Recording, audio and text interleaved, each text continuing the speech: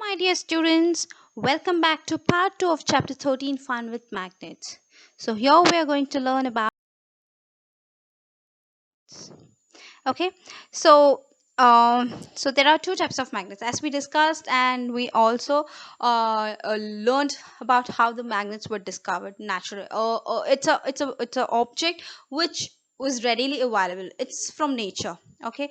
But as I said, yes, we humans have the tendency to make things artificially in the laboratory, okay. So even this object, what we call it as magnet, we humans made it artificially. We have man-made magnets, or so what we call it as artificial magnets, okay. So there are two types of magnets: the artificial magnet and the natural magnet. The natural magnet is in a kind of a rocks or stones, what we call it as magnetite, okay. We also heard of two stories just now, I told you, okay. And there are many types, many shapes, many sizes of artificial magnets, like bar magnet or the horseshoe magnet, okay. So when I'll be coming for the online live classes, I will try to show you as much magnets as I can, okay.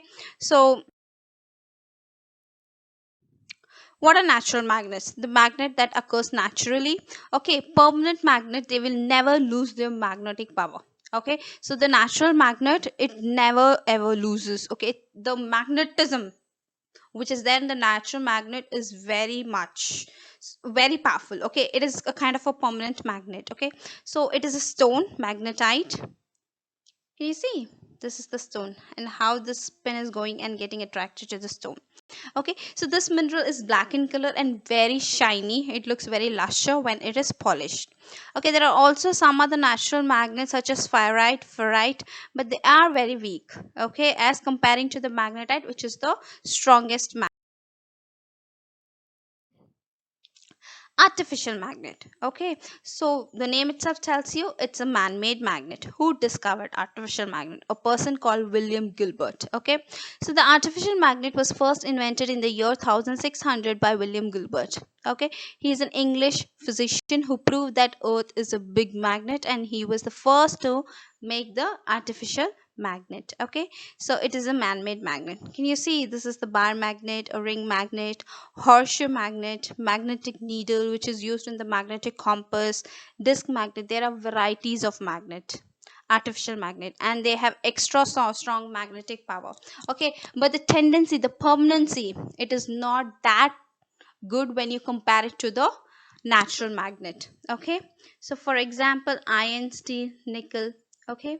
So the artificial magnet comes in different shapes and different sizes.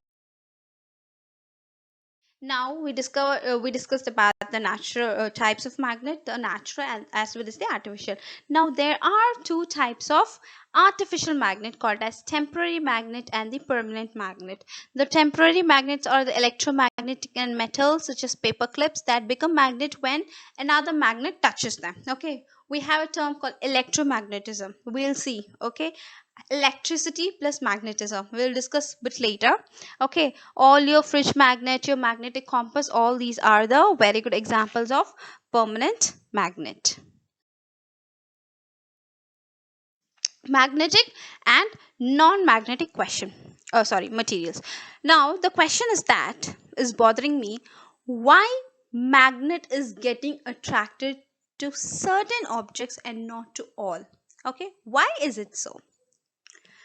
You can try, just take a magnet, okay, and try to bring it near the nail, okay. The nail which is made up of iron, okay. When you try to bring it, it's a horseshoe magnet.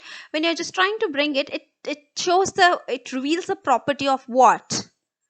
Attraction. Very good, it reveals the property of attraction.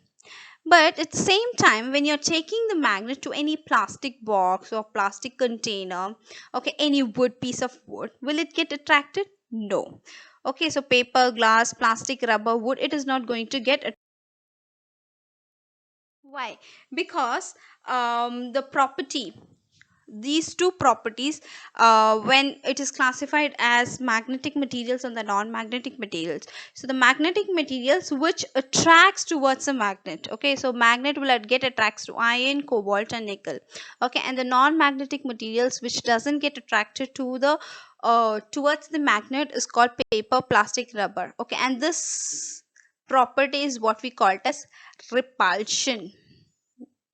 Okay, when the magnet doesn't get attracted to another object, okay, like paper, plastic, rubber, wood, rubber, etc., that property is what we call it as repulsion. Okay, it won't get go and get attracted to another object. Application of magnetic and non-magnetic materials, where it can be applicable. Okay, so for example, I was playing with a pins. Okay, board pins. Okay, all of a sudden it just falls down. Okay, I just try to pick one, and one by one I might get hurt. Okay, so what I'll do, I'll just get into the lab, I'll just get the bar magnet, and I'll just take the bar magnet near to the pins. So what will happen? The property of attraction, the pins will get attracted to the bar magnet, and I can collect it very easily. Okay, the carpenter, when the nail gets mixed up with the wood shavings, again he can use a piece of magnet which will make the nails to get attracted to the. Thank you so much. We'll meet again. We'll continue same chapter with part 3. Thank you so much. Bye bye.